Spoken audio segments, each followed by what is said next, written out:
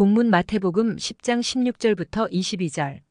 제목 뱀같이 지혜롭고 비둘기같이 순결하라. 예수님의 전도는 두 가지 특징이 있어요. 첫째, 낙심자를 우선 대상자로 삼아요. 예수님은 하나님 믿는 사람들을 상대로 선교하셨어요. 제자들에게도 오히려 이스라엘 집에 잃어버린 양에게로 가라고 하셨어요. 왜냐하면 불신자를 전도하는 것보다 하나님 믿는 사람 중 낙심자를 전도하는 게 쉽기 때문이에요. 전략적 사고를 하라는 뜻이에요. 최초의 교회인 예루살렘 교회도 하나님 믿는 사람들로 가득 찬 예루살렘에서 시작됐어요. 그러므로 전도는 하나님 안 믿는 사람들한테 하는 거다라는 건 틀린 이론이고 우리의 전도는 낙심자를 우선적으로 해야 해요. 둘째, 예수님의 전도는 선포예요. 예수님이 나는 전도하러 왔다고 하실 때 케리소, 선포하다라는 단어가 쓰였어요. 예수님의 전도는 사람들 붙들고 설득하는 게 아니에요. 회개를 촉구하는 선포예요. 낙심자에게 복음을 전하되 오늘날 자기 교회로 끌어들이려는 교파주의나 개교회주의 전도와는 달라요. 교파주의와 개교회주의는 이기주의의 또 다른 이름일 뿐이에요. 그렇게 외형적 성장을 이루는 것은 하나님이 기뻐하지 않으세요. 본질을 잃어버렸기 때문이에요. 그럼에도 불구하고 전도가 자기 교회 성장으로 이어지지 않으면 성도는 실망하고 전도의 열의를 잃어버려요. 그래서 목회자는 딜레마에 빠져요. 그럼에도 불구하고 교파주의와 개교회주의라는 이기주의를 버려야 해요. 그게 예수님의 정신에 부합해요. 예나 지금이나 많은 사람들이 잘못 믿고 있거나 기성교회에 대해 실망하고 있어요. 그들에게 하나님에 대해 바른 지식과 구원에 이르는 바른 믿음을 전해주고 영혼 구원의 기쁨을 하나님과 함께 누리는 걸로 만족할 때 하나님이 그 교회를 반드시 복주세요. 보라, 내가 너희를 보냄이 양을 이리 가운데로 보냄과 같도다. 그러므로 너희는 뱀같이 지혜롭고 비둘기같이 순결하라. 여기 네 종류의 동물이 나와요. 양, 이리, 뱀, 비둘기. 양과 비둘기는 순결한 동물로 제사에 쓰여요. 반면 이리는 양을 공격하는 악의 무리, 뱀은 사탄을 상징해요. 여기서 이리는 위콘, 이리들, 단수가 아니라 복수예요. 한 마리 양이 사나운 이리 떼 안에 들어가면 죽죠. 그때 성도는 뱀같이 지혜롭고 비둘기같이 순결하라 하셨어요. 이 구절은 박해 때의 죽음의 위기에 직면한 그리스도인들이 어떻게 대처해야 하는지를 알려주시는 지침이에요. 첫째, 뱀의 지혜를 배워라. 뱀이 사탄을 상징하므로 우린 거부감이 먼저 들어요. 하지만 필요하다면 지혜는 마귀한테서라도 배워라 하세요. 1세기 성도들에게 뱀, 사탄의 세력은 신앙의 자유를 박해하는 유대교나 로마 제국이에요. 현대의 교회들에게 뱀, 사탄은 종교의 자유를 억압하는 사회에서는 공산주의나 이슬람 사회이고 종교의 자유가 있는 사회에서는 이단일 수 있어요. 우리가 지혜를 얻어야 한다면 공산주의, 이슬람, 이단한테서라도 배워야 해요.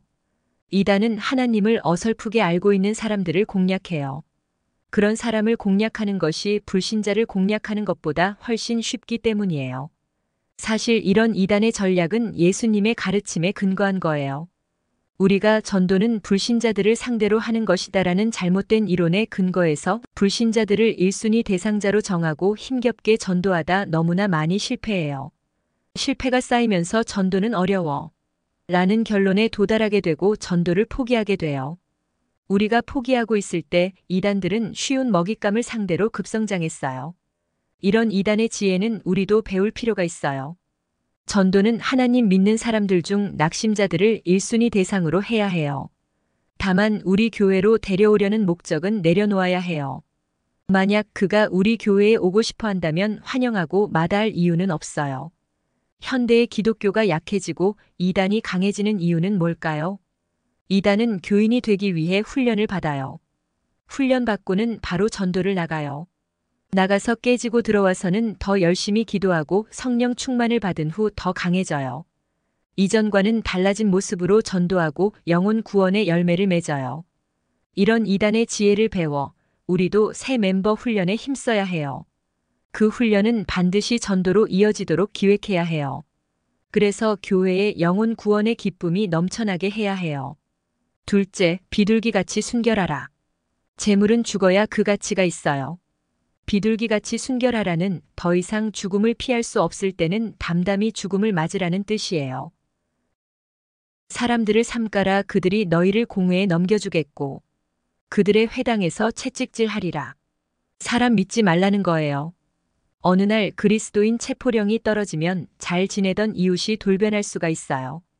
최초의 교회인 예루살렘 교회의 성도들은 유대인이면서 그리스도인이었어요. 안식일도 지키고 주일도 지켰어요. 박해 전에는 주이시 크리스천으로 유대인과 잘 지냈는데 박해가 시작되면 유대인들이 다 등 돌릴 거라고 예수님은 말씀하세요. 사람은 언제든 배신할 수 있어요. 사람을 믿으면 결국 후회하게 돼요. 그때 사람들이 싹 돌변해서 공회에 밀고를 해요.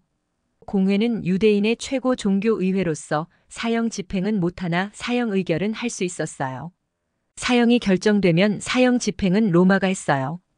체포된 그리스도인들은 공회에서 채찍질을 당하게 돼요. 채찍 끝에 납이 달려 있어 채찍질 할 때마다 살점이 떨어져 나갔어요. 체형을 당하는 자는 엄청난 통증을 느끼며 배교하거나 동료를 불 수밖에 없어요. 그런데 1세대 후에 그런 무서운 일이 실제로 일어나요. 예수님의 예언이 이루어진 거예요. 또 너희가 나로 말미암아 총독들과 임금들 앞에 끌려가리니 이는 그들과 이방인들에게 증거가 되게 하려 하심이라. 그럼 왜 최초의 그리스도인들에게 이런 박해가 일어나냐? 이는 그들과 이방인들에게 증거가 되게 하려 하심이라 그랬어요. 이 말씀은 전도가 되게 하려고 박해가 일어났다는 뜻이에요. 너희를 넘겨줄 때에 어떻게 또는 무엇을 말할까 염려하지 말라.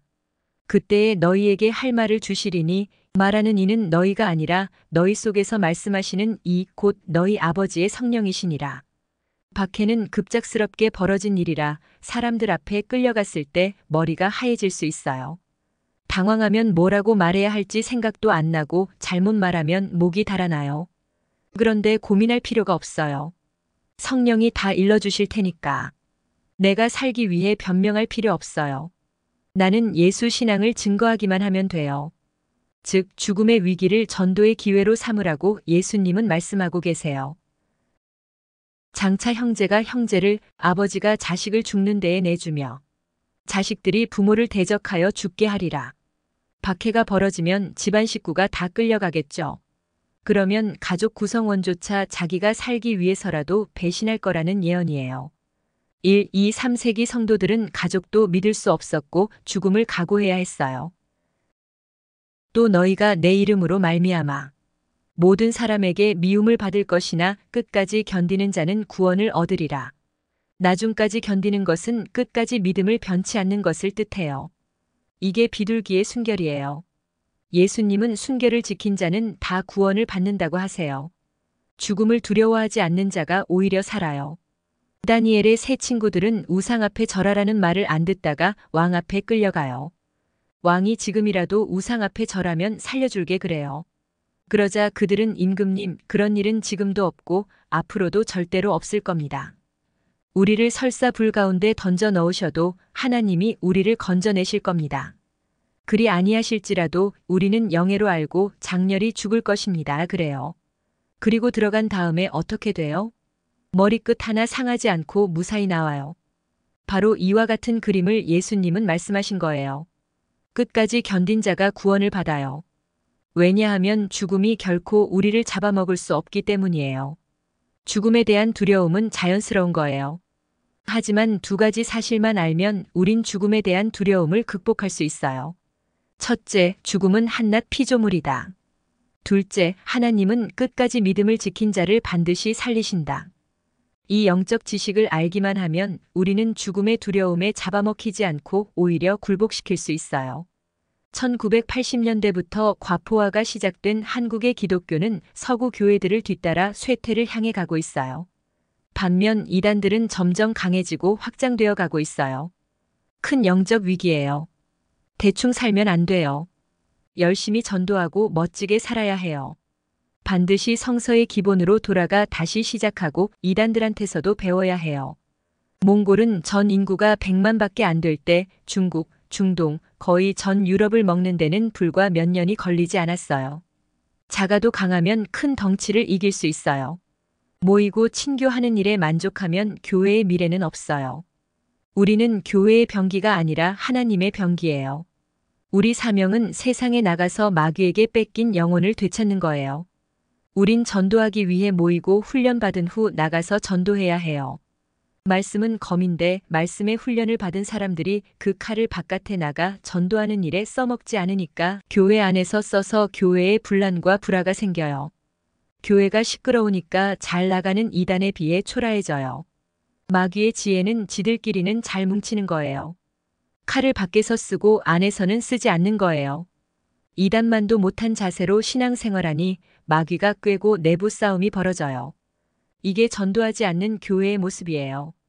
전도는 공격적일 필요는 없어요. 공격적인 전도는 효과도 있지만 반발심도 사요. 우리나라 사람 10명 중에 7명이 내향적인 사람들이에요. 내향적인 사람들은 대개 공격적인 전도를 싫어해요.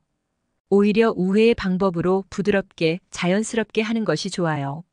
가장 좋은 전도지는 여러분의 행복한 미소예요. 어떻게 그렇게 해피하세요라 물으면 그때 내가 만난 예수를 소개하면 돼요. 불신자라면 간단한 구원의 원리를 설명해주고 예수를 영접하도록 도우면 돼요. 믿음이 있는 사람이라면 1:1 제자 양육을 함께 하면 돼요. 이렇게 전도를 해나가면 영혼 구원의 기쁨을 하나님과 함께 누리게 돼요. 또한 웃는 얼굴은 사람들에게 호감을 줘요. 거래도 잘 되고 취직 인터뷰도 잘 돼요. 행복한 미소가 여러분이 가는 곳마다 예수를 전할 기회를 제공해요. 예수님은 마태복음 10장 8절에서 너희가 거저 받았으니 거저 주라 하셨어요.